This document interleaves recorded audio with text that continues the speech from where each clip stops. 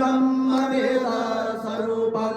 निजं निर्गुणं निर्विकल्पं निरेहं चिदाकाशमाकाशवासं भजेऽहं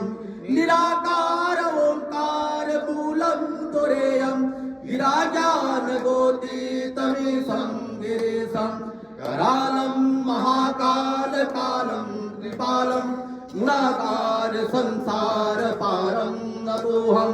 तुषारादिसंकाशगौरं गंभीरं मनोभूतकोटि प्रभासी शरीरं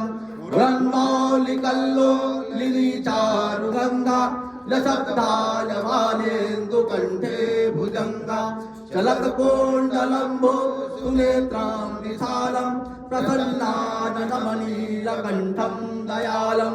मृगाधीशचरमाम्बरं मूण्डमालं प्रियं शङ्करं स